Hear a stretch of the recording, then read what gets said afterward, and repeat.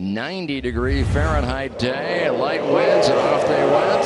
And as they tore off the start pontoon, Torrente had a great jump. Reed Stromoy struggled a bit in that second spot, and she dropped way back. As you get a chance to look from the back to the front, you watch Eric Edden way in the back, cautiously heading off. And on board, you get a really good chance to see what happens here as they come charging up. And now watch to the extreme left of your screen as we slow it down here. And two boats getting together.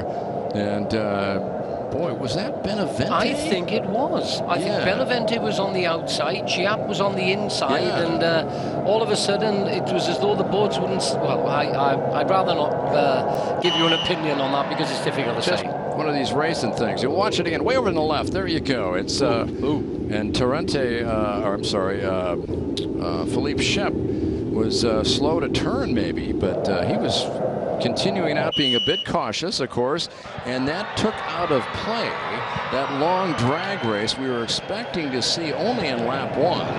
And everybody anticipated that one dramatic, close to 1,000 meters down there, Jonathan. And on the restart, there you can see side by side. And here's a good battle. It really heated up, and it continued all day. Eric Stark trying to do his best, and almost got by Marit Stromoy, but he tried to drive through her wash, and he almost took off. Watch it again here. Teetering on the edge of disaster, gathered it back up and somehow saved it, settled the boat, continued the charge, and would not give up. As Grant Trask dropping out, what a shame. He was trying to fight for the top 10 position. And of course, Jonas Andersson had marched his way up from the 5th spot to the 4th spot. As you get a chance to go on board and see this lovely circuit. It was a wide open affair, 2.125 kilometers around, no right-hander. Eric Stark from Sweden, who was second in the championship coming into the race, and he's still second in the championship. And Marit Stromoy really was a signature event for her as she hounded this man, as Sean Torrente did his best to hold off the very tenacious woman from Norway. And there you see Jonas Andersson dropping out late. Wife Janie looking on. Can't believe the bad luck in front of this partisan crowd cheering for the Amaravati team. As Eric Stark pushing, continuing to try to figure out the formula of success to get around this woman, Marit Stromoy. As we came down to the final moment, Stark did his best. He stayed within about a second and a second and a half, but Stromoy wouldn't hear of it as she continued to hound the leader of the race, Sean Torrente, as they came to the very, very end of the event.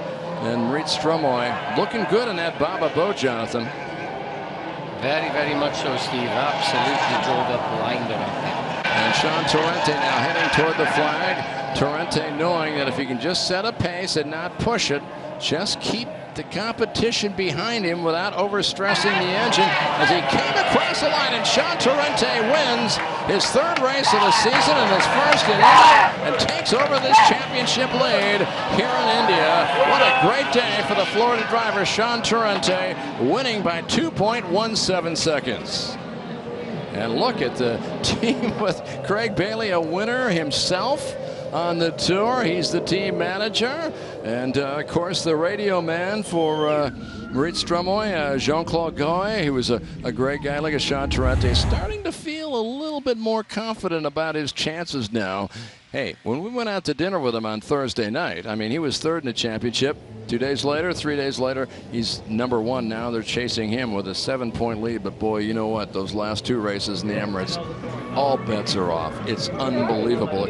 Let's put our hands together on the team for the big winner, Sean Torrente.